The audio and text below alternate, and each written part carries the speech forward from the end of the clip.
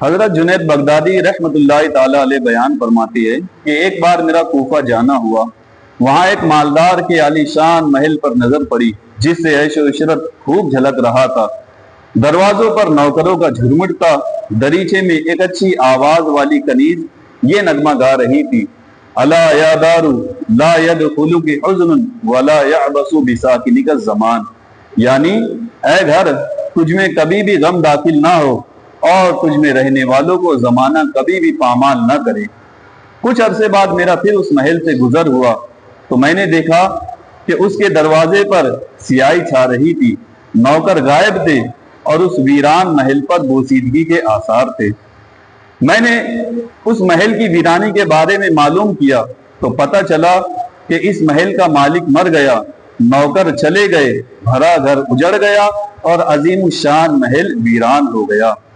حضرت جنید بغدادی رحمت اللہ تعالی علیہ فرماتے ہیں کہ میں نے اس ویران محل کا دروازہ کھٹکھٹایا تو اندر سے ایک کنیز کی کمزور آواز آئی۔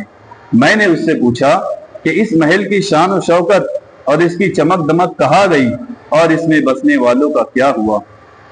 یہ سن کر وہ بوڑھی رونے لگی اور اس نے اس ویران محل کی داستان غم نشان سنانا شروع کی۔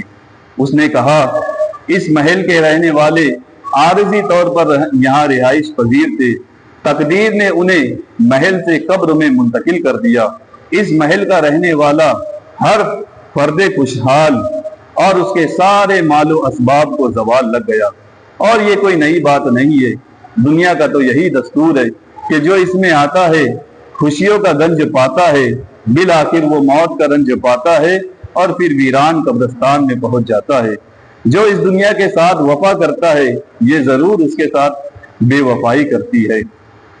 میں نے اس سے کہا کہ ایک بار میرا یہاں سے گزر ہوا تھا تو میں نے دیکھا تھا کہ ایک کنیز یہ نغمہ گا رہی تھی کہ اے گھر، تجھ میں کبھی غم داخل نہ ہو اور تجھ میں رہنے والوں کو زمانہ کبھی بھی پامال نہ کرے۔ یہ سن کر وہ بوڑھی کنیز بلک بلک کر رونے لگی اور کہنے لگی کہ افسوس، وہ بدنصیب گلوکارہ اور گانے والی میں ہی ہوں۔ اس محل کے رہنے والوں میں سے اب میرے سوا کوئی زندہ نہ رہا۔ پھر اس نے کہا، افسوس ہے اس پر جو یہ سب دیکھتے ہوئے بھی اپنی موت سے غافل رہے۔ اجل نے نہ کسرا ہی چھوڑا نہ دارا، اسی سے سکندر سا پاتے بھی ہارا۔ ہر ایک لے کے کیا کیا نہ حسرت سدارا، پڑا رہ گیا سب یہی ٹھاٹ سارا۔ جگہ جی لگانے کی دنیا نہیں ہے، یہ عبرت کی جا ہے تماشا نہیں ہے۔